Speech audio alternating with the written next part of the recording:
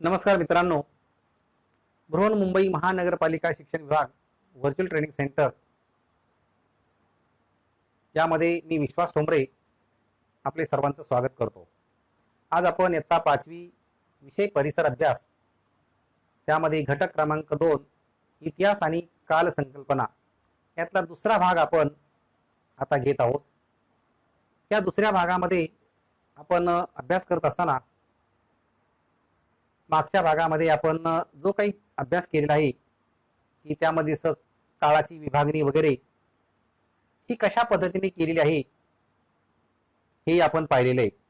कारण काळाची विभागणी आणि कालरेषा जसं इसवी सनाचा काळ या भागाचा त्यामध्ये अभ्यास केला आहे आणि काळ मोजण्याच्या ज्या काही पद्धती आहेत त्या पद्धतीची माहिती आपण यामध्ये घेणार आहे या घटकात। आता काळाची जी काही विभागणी आहे ती जसं काळ हे इसवी सनापासून सुरू झाला आहे। म्हणजे इसवी सन हा शब्द येशू ख्रिस्ताच्या जन्मापासून सुरू झालेला आहे। सन हा शब्द इसवी सन आणि तो एक ह्या अंकाने पुढे सरकत गेलेला आहे। नंतर जे काही क्रमाक्रमाने त्या संख्या वाढत गेल्या तशा पद्धतीने ती वर्ष सुद्धा वाढत गेलेली आहे। मग जसं 1 2 3 4 5 6 7 8 9 10 आणि त्याप्रमाणे पुढे 100 1000 10000 अशा पद्धतीचा हा कालखंड हा सुरू झालेला आहे। आणि त्याचबरोबर या कालखंडामध्ये आपण मागच्याच वेळेला एक माहिती घेतली होती की इसवी सन पूर्व हा भाग त्यामध्ये घेतला होता की इसवी सन पूर्व म्हणजे येशू ख्रिस्ताच्या जन्माच्या अगोदरचा कालखंड त्याला इसवी सन पूर्व कालखंड असं म्हटलं गेलेलं आहे। मग आता या पाठामध्ये या घटकामध्ये आपण माहिती घेत असताना कालगणना आणि कालगणनेच्या पद्धती काय आहेत। आता कालगणना म्हणजेच काळाची लांबी मोजणे। कालगणना म्हणजे काय? काळाची लांबी। आता काळाची लांबी काही फुटपट्टीने मोजायची आहे का या ठिकाणी? नाही। तर त्या ठिकाणी जसं वर्ष 1 2 3 या अंकात वर्ष वाढत वाढत जातात अशा पद्धतीने ते काळाची लांबी मोजली जाते। काळ मोजण्यासाठी वापरली जाणारी एककं मग ती कोणती आहेत? त्यामध्ये सेकंद आहेत, मिनिट आहेत, तास आहेत, दिवस आहे, आठवडा आहे, पंधरवडा आहे, वर्ष आहे, शतक आणि सहस्त्र अशा प्रकारे काळ मोजण्यासाठी ही एककं वापरली जातात। आता इथे यामध्ये एक एकक सांगितलं सेकंद हे एकक आहे। आता सेकंद हे जे एकक आहे हे सेकंद एकक सर्वात छोटं अशा प्रकारचं एकक मानलं जातं आणि जगभरामध्ये इसवी सन हीच पद्धती प्रचलित आहे। या पद्धतीमध्ये चालू महिन्याच्या दिवसाचा क्रमांक, महिन्याचे नाव, महिन्याचा क्रमांक, चालू वर्षाचा क्रमांक अशाच क्रमांकाने आपण दिनांक लिहित आलेलो आहोत। जसे वर्षाचा पहिला महिना, एक दिनांक आणि वर्ष हे जे लिहित असताना आपण ज्यावेळेला दिनांक लिहितो त्यावेळेला जसं जानेवारीचा महिना आहे समजा, मग आपण तारीख पण एक आहे, दिनांक पण एक आहे, मग 1/1/2020। आता आजची आपल्याला तारीख लिहायची असेल समजा आज जी काही तारीख असेल ती, तर त्यामध्ये सुद्धा आजची तारीख 6 महिना जुलै म्हणून 7/2020। म्हणजे अशा पद्धतीने पहिला अंक दिवसाचा आहे, दुसरा अंक महिन्याचा आहे आणि तिसरा जो अंक आहे तो वर्षाचा। अशा पद्धतीने आपण हे दिनांक लिहित असतो। आता दिनांकासाठी एक समान शब्द दुसरा सुद्धा आहे, त्याला आपण तारीख म्हणतो। म्हणजे दिनांक आणि तारीख हे दोन्ही शब्द एकच आहेत। आता ही कालगणना करत असताना या ठिकाणी काही विशेष अशी काही घडामोडी सुद्धा होऊन गेल्या आहेत। जसं एखाद्या विशेष घटनेच्या स्मरणार्थ कालगणनेची सुरुवात पूर्वीपासून अस्तित्वात होती। मग ती कशी? उदाहरणार्थ छत्रपती शिवाजी महाराजांचा राज्याभिषेक इसवी सन 1674 मध्ये सुरुवात राज्याभिषेक शक या नावाने केली।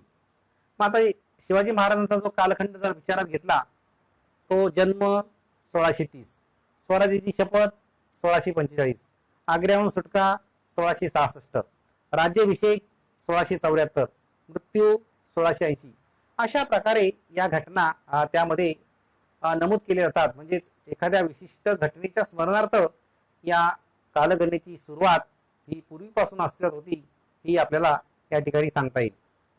इथे तुमच्या समोर शिवराज्याभिषेक सोहळा याचं एक चित्र दाखवले गेलेलं आहे.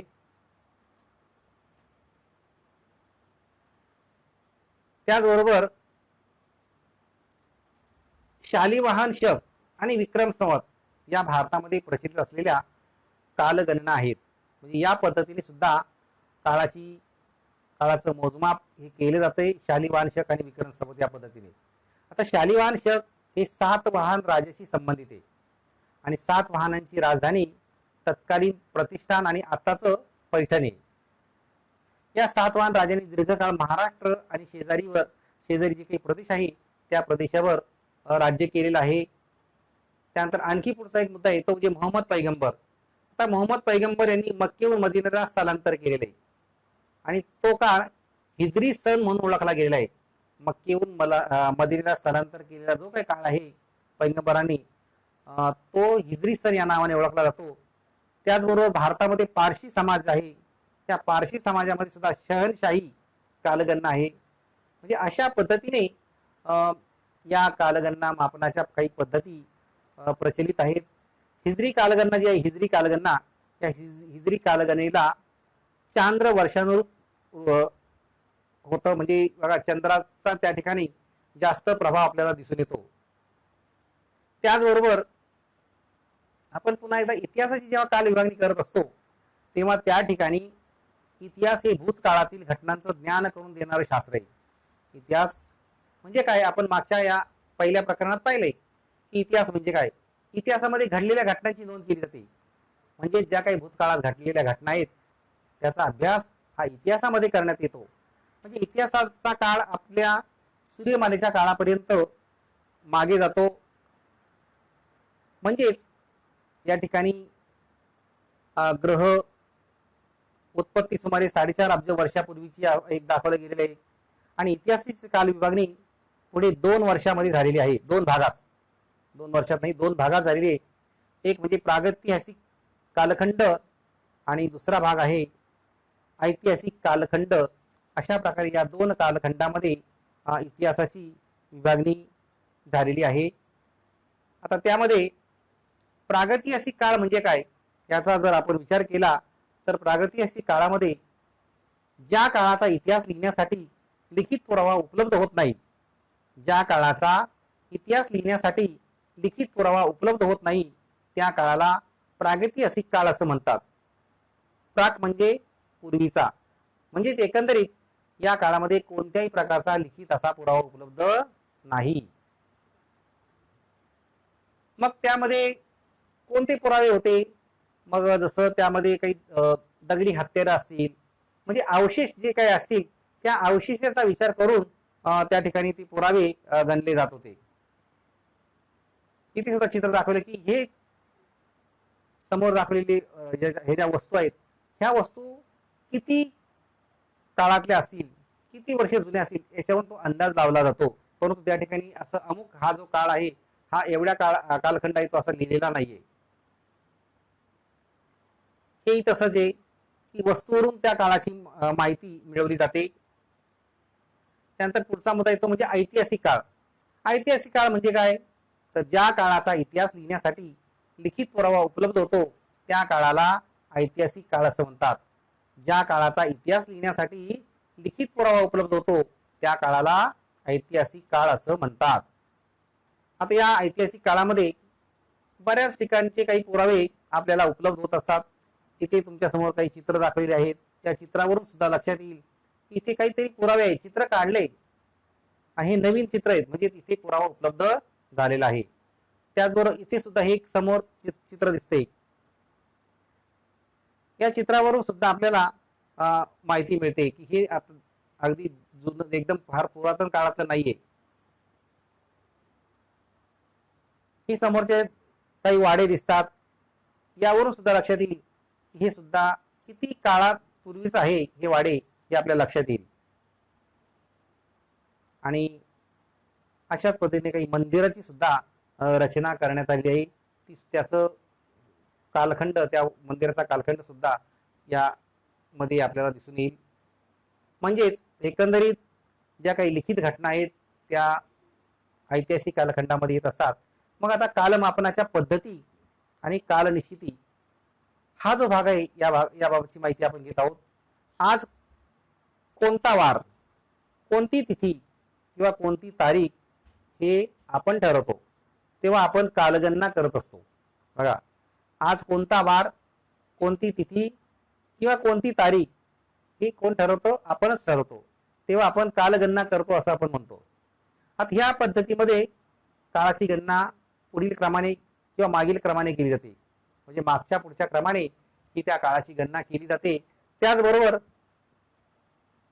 उदाहरण जर घ्यायचं झालं तर हा जुलै महिना आहे, मागचा महिना जून होता आणि पुढचा महिना ऑगस्ट असेल. म्हणजे एकंदरीत चालू महिन्याच्या आधारे मागचा पुढचा महिना या ठिकाणी विचारात घेतलेला आहे. चालू महिना जसा जुलै आहे, मागचा महिना जून होता आणि पुढचा महिना ऑगस्ट असेल. अशा पद्धतीने या काळाची निश्चिती आपण करत असतो. इथे सुद्धा तसंच एक चित्र दाखवले, कलेकलेने चंद्र वाढत असतो. हा सुद्धा त्याचाच एक भाग आहे की अमावस्या पौर्णिमा आणि एका बाजूला अमावस्या ते पौर्णिमा शुक्ल पक्ष आणि पौर्णिमा ते अमावस्या असं कृष्ण पक्ष असाही या ठिकाणी कालखंड दाखवला गेलेला आहे. आता या कालगणना मोजण्यासाठी आपण घड्याळाचा वापर करत असतो आणि आपल्या मोठमोठे समजा इमारती असतील, आपल्या घर असतील, या ठिकाणी मोठमोठी घड्याळ आपल्याला दिसत असतात. म्हणजे एकंदरीत काळ मोजण्यासाठी आपण घड्याळाचा वापर हा करत असतो. याशिवाय आणखी कालगणना मोजण्यासाठी आपण मागे पाहिलं की दिनदर्शिका वापरली जाते. त्या दिनदर्शिकेवरून आपल्याला तारीख, वार, महिना, वर्ष हे सगळं समजत असतं. तर अशा पद्धतीने आपण या काळाची निश्चिती या दिनदर्शिकेच्या द्वारे सुद्धा करत असतो. आता या कालमापनाच्या ज्या काही पद्धती आहेत त्या पद्धतीमध्ये आजपासून अमुक वर्षापूर्वी म्हणजे इथे आपल्याला मागे जावं लागतं. अमुक वर्षापूर्वी म्हटल्यावर मागे जावं लागतं आणि अशा पद्धतीने काळाची मोजणी करणं शक्य असतं. मागचा काळ मोजणं आपल्याला शक्य आहे आणि म्हणून अशा पद्धतीला कालमापनाच्या पद्धती असं म्हणतात. आजपासून मागे गेलं 200 वर्ष, 1000 वर्ष, म्हणजे याचा अर्थ आपण ते मागे गेलो म्हणजे वर्षापूर्वी. ही पद्धत आपल्याला या पद्धतीने आपल्याला कालमापनाची माहिती ही मिळत असते. भारताने स्वीकारलेली ही कालगणना आहे आणि या कालगणनेमध्ये सूर्यावर आधारित आणि खगोलशास्त्रीय अशा प्रकारची ही पद्धत आहे. एकंदरीत सूर्य आणि पृथ्वी यांच्यातील परस्पर संबंधावर ही कालगणना असल्यामुळे चांद्र गणनेपेक्षा सौर गणना ही निसर्ग चक्राला अधिक जवळची आहे. कालगणना सूर्याची पृथ्वीच्या संदर्भातील स्थिती पाहून निश्चित करण्यात आलेली आहे. म्हणजे इथे आपण एक मुद्दा लक्षात घ्यायचा आहे की सूर्य आणि पृथ्वी यांच्यातला जो काही परस्पर संबंध आहे यावरच ही कालगणना अवलंबून आहे.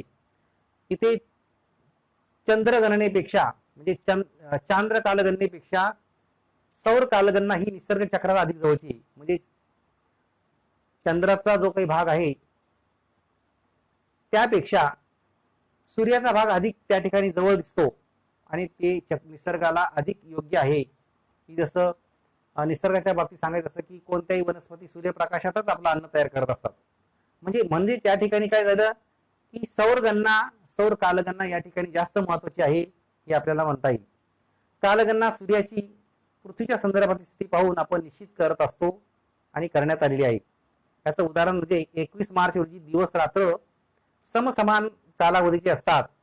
22 मार्च पासून सूर्य उत्तर गोलार्धाच्या दिशेने सरकत असतो आणि या दिवशी सौर वर्षाची आणि उत्तरायणाची सुद्धा सुरुवात होत असते. या ठिकाणाला वसंत संपाद दिन असं म्हणतात. म्हणजे अशा प्रकारे ही कालगणना सुद्धा एक महत्वाची कालगणना आहे आणि ती भारताने कालगणना ही स्वीकारलेली आहे हे आपण पाहत आहोत.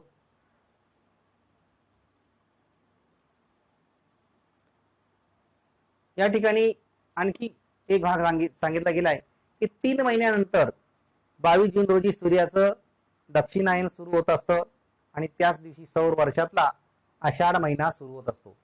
23 सप्टेंबरला पुन्हा दिवस आणि रात्र समसमान होत असतात आणि याच दिवशी सौर वर्षातील अश्विन महिना सुरू होत असतो. डिसेंबरच्या 22 तारखेला सर्वात मोठी रात्र आणि सर्वात लहान दिवस अशा प्रकारची स्थिती असते. या दिवशी वर्षातील पौष महिना सुरू होत असतो आणि त्यानंतर सूर्याची पुन्हा उत्तरायण सुरू होते. मग आता एवढी सगळी माहिती आपण घेत असताना तुम्हाला आता भाग 2 वरती काही प्रश्न विचारले जात आहेत. ते तुम्ही नोटिंग करायचे, प्रश्न लिहायचे आणि पाठाचं वाचन सुद्धा करायचंय. प्रश्न आहे की कालगणना करणे म्हणजे काय. दुसरा प्रश्न आहे कालगणनेची एकके कोणती आहेत. तिसरा प्रश्न आहे सर्वात लहान एकक कोणते. चौथा प्रश्न आहे तारीखचा समान शब्द कोणता आहे. पाचवा प्रश्न कालगणनेची सुरुवात कोणापासून झाली. तर अशा प्रकारे हे काही तुम्हाला प्रश्न विचारलेले आहेत. मला वाटतं बरीचशी माहिती आपण घेतलेली आहे. मी इथे थांबतोय आता. धन्यवाद.